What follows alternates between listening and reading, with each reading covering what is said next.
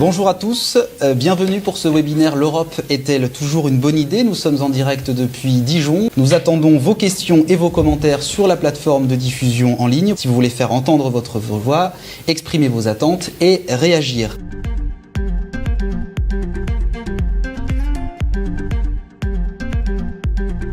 Antoine de Côte d'Or nous dit aujourd'hui vous organisez une consultation, c'est une bonne chose, mais c'est une démarche exceptionnelle. Les citoyens ne sont pas l'objet principal des décisions européennes.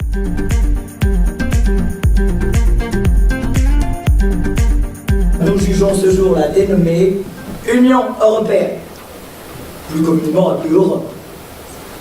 60 ans, vous pouvez vous rasseoir.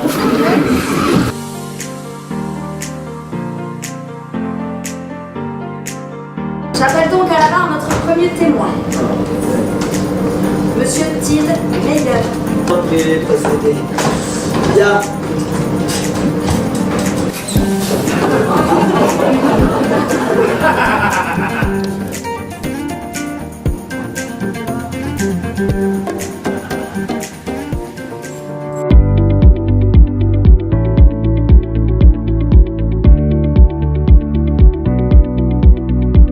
On va sans doute chacun faire une définition de l'Europe. On va commencer par ça.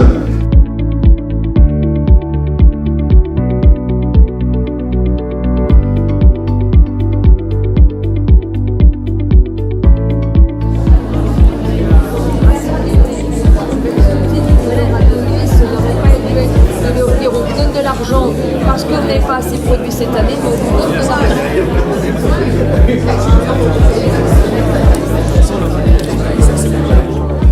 Quand on a construit, quand on a imaginé le programme, le mandat, comment cette nouvelle équipe, elle se projetait dans l'avenir, elle imaginait le nouveau territoire de la Bourgogne-Franche-Comté, on s'est dit une chose, on s'est dit qu'on ne pouvait pas imaginer le futur de la Bourgogne-Franche-Comté sans ses habitantes et sans ses habitants. J'ai trouvé ça très intéressant, un peu de démocratie directe, qu'on demande qu'on demande l'avis aux citoyens. Je pense que c'est un bon moyen d'impliquer les citoyens dans l'Europe qui leur appartient. Les consultations citoyennes, il y en a partout en France, il y en a plus de 800 qui ont été labellisées, c'est un grand mouvement de mobilisation citoyenne, mais je dois quand même reconnaître que ce qui a été fait à Besançon par le Conseil régional est particulièrement ambitieux au regard de tout ce qu'on a vu fleurir en France et en Europe. C'est agréable de discuter avec des citoyens qui s'intéressent à l'Europe. Mon idée, c'était que la vision de l'Europe, elle dépendait énormément du contexte économique dans lequel on était. Ils ont augmenté de 20% leur production laitière en l'espace depuis la fin des quotas laitiers,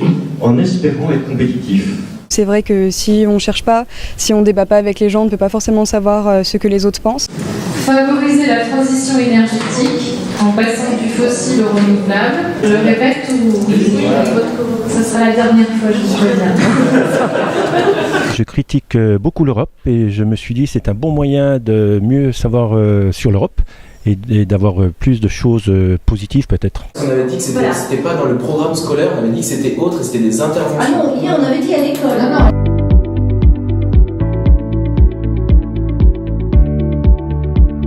Après les ponts. Après les ponts, oui, d'accord. D'accord. La majorité est d'accord.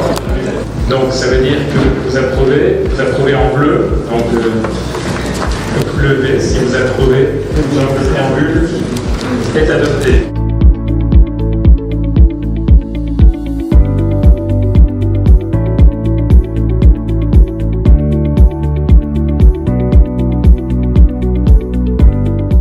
Les citoyens européens de Bourgogne-Franche-Comté. Et puis il y aura aussi, une journée dédiée à cette question au Parlement européen en décembre. Donc voilà, on a des citoyens tout près qui nous ont plutôt émerveillés. Nous qui étions les juillet hier, l'organisation émerveillée par leur tenue, par leur implication, leur sérieux. Voilà.